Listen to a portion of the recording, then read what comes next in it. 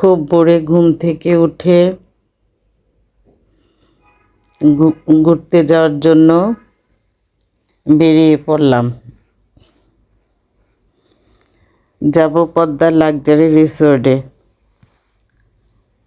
আমরা ভাই বোন ভাগ্নিরা মিলে যাব। আমার হাজব্যান্ড আমাকে 13 নম্বর সেক্টরে নামিয়ে দিয়ে আসবে।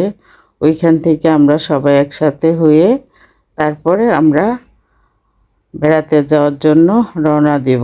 আসসালামু আলাইকুম। আশা করি যে যেখানে আছেন আল্লাহর রহমতে ভালো আছেন। আবারও চলে আসলাম নতুন একটি ভিডিও নিয়ে। অনেক দিন ভিডিও দেওয়া হয় না, আপনাদের সাথে কোনো কিছুই শেয়ার করতে পারিনি। রমজান মাস গেল, রমজান মাসটা একটু ব্যস্ততার মধ্যেই গিয়েছে, তাই আপনাদের সাথে ভিডিও শেয়ার করি নাই। আমার হাজব্যান্ড আর আমি বলতেছিলাম যে রাস্তাঘাট যদি সারা বছরই এরকম ফাঁকা থাকতো তাহলে চলাফেরা করে কত আরাম হতো। এটা ছিল ঈদের তৃতীয় দিন, রাস্তায় কোনো মানুষজন নাই, একেবারেই জনশূন্য রাস্তা। এখন আমরা মেট্রো সেন্ট্রাল স্টেশন পার হচ্ছি। দেখেন কোথাও কোনো মানুষ নেই, রিক্সা গাড়ি কিছুই নেই, খুব অল্প একটা দুইটা রিক্সা। এখানে আসলে এই বট গাছটা দেখলে আমার ভিডিও করতে ইচ্ছা করে, এত সুন্দর বট ফল। তারপর 13 নম্বর চলে গেলাম, আমার হাজব্যান্ড আমাকে নামিয়ে দিয়ে চলে গেল, সেও তা বাসায়। আমরা এখন আমাদের বেড়ানোর উদ্দেশ্যে রওনা হয়ে গেলাম। কারিমা, অজেদা, আমি, আমরা গল্প করছিলাম, আমাদের হালকা পাতলা নাস্তাও করছি। ওহিদ ভাই ড্রাইভিং করছে,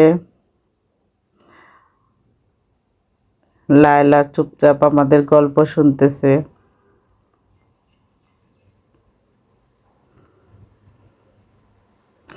আমরা চলে আসলাম পদ্মা লাক্সারি রিসোর্টে। এখন আমরা রুমের জন্য অপেক্ষা করতেছি।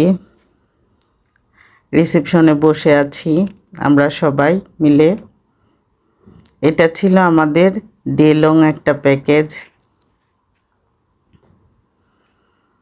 ওহিদ ভাই ফর্মালিটিগুলো পূরণ করে নিচ্ছে।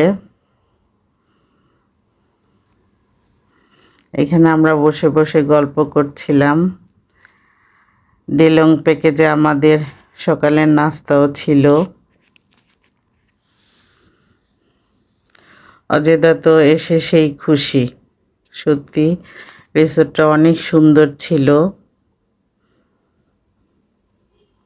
অনেক সবুজ, চারপাশে শুধুই সবুজ, একদমই পদ্মার পাশে।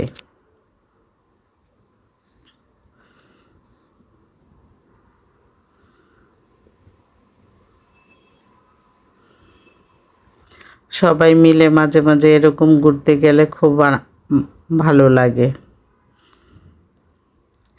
এই যে একদম রিসোর্ট থেকে পদ্মা দেখা যাচ্ছে,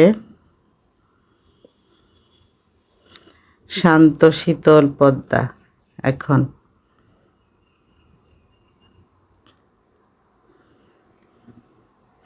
আমার কাছে এমনিতেও নদী পাহাড় সবুজ অনেক ভালো লাগে। আর এই রিসোর্টগুলো খুঁজে বের করে কারিমা, অজেদা। ওরা দুই বোন খুব সুন্দর সুন্দর বেড়ানোর জায়গাগুলো সিলেক্ট করে আমাদের। আমরা সময় পেলেই সুযোগ পেলেই ঘুরতে চলে যাই সবাই মিলে। চলে আসলাম নাস্তার জন্য। নাস্তার আইটেমগুলো মোটামুটি ভালো ছিল। আমাদের রুম ক্লিন হচ্ছে, তাই নাস্তা শেষ করে আমরা এখন এখানে কিছুক্ষণ বসে আবার গল্প গুজব শুরু করে দিলাম। তারপর আমরা সবাই মিলে পুরো রিসোর্টটা ঘুরে দেখলাম। অনেক সুন্দর ছিল। আমাদের ওই দিনটা অনেক ভালো কেটেছে, সবাই মিলে একসাথে আনন্দ করা, ঘোরা, গল্প করা। আসলে এইভাবে সবাই তো এত সময় একসাথে ঘোরার উদ্দেশ্য ছাড়া হওয়া যায় না। এখন আমরা রুমে চলে যাচ্ছি, ওইখানে আমরা কিছুক্ষণ রেস্ট করব।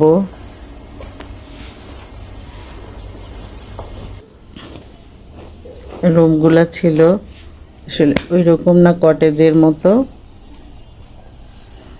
আমাদের রুমটা ছিল দোতলায়, রুমটা অনেক সুন্দর ছিল, খুবই পরিপাটি।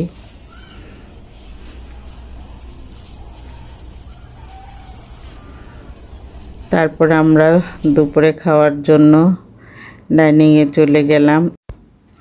এদের প্রত্যেকটা আইটেমই আমরা টেস্ট করে দেখলাম। রান্নাটা একদম ঘরোয়া স্বাদের ছিল, খুবই মজা ছিল খাবারগুলো। তারপর আমরা দুপুরে খাওয়া দাওয়া শেষ করে আবারও কিছুক্ষণ রেস্ট নিয়ে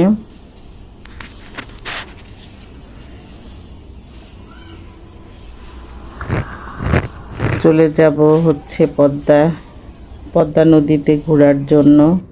হ্যালো গাইস, তো এখানে আমি আর লায়লায় দোলনায় বসে বসে দোল খাচ্ছি। রিসোর্টে এই যে খালামণি আর আম্মু বসে আছে দোলনায়, আর ওইখানে আমার ছোট বোন আর আমি দাঁড়িয়ে দাঁড়িয়ে ওদের দোল খাওয়া দেখছি, কিন্তু আমাদের বসতে দিতেছে না এই দুই বোন। এটা কি নাইনসাফি হলো না? তারপর কারিমা আমাকে বলল, খালামণি তুমি একা একটু বসো, তোমাকে একটু ভিডিও করে দেই। আমি আরও কিছুক্ষণ এখানে বসলাম।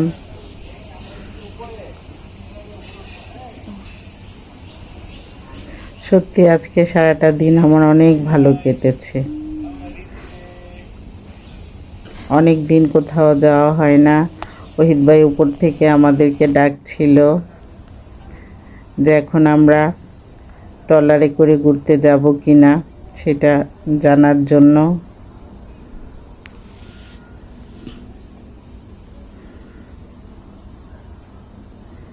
খুবই পরিপাটি, খুব সুন্দর ছিল রিসোর্টটা। এখন আমরা ট্রলারে করে পদ্মা নদীতে একটু ঘুরবো, একদম পদ্মার ব্রিজ পর্যন্ত যাব। নদীটা খুবই শান্ত ছিল আর ওয়েদারটাও খুব সুন্দর ছিল। একেবারে একটা গ্রাম্য পরিবেশের মধ্যে এত সুন্দর একটা রিসোর্ট।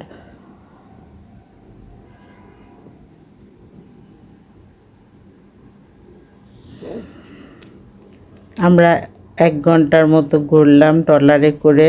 তারপর বিকেলের নাস্তা, আমাদের খাবারগুলো সকালের নাস্তা, দুপুরের খাবার, বিকেলের নাস্তা আমাদের ডেলং প্যাকেজের মধ্যেই ছিল। আমার আজকের ভিডিওটি কেমন লেগেছে অবশ্যই কমেন্ট করে জানাবেন। সবাই ভালো থাকবেন, আমাদের জন্য দোয়া করবেন। আবারও দেখা হবে নতুন ভিডিওতে। আল্লাহ হাফেজ।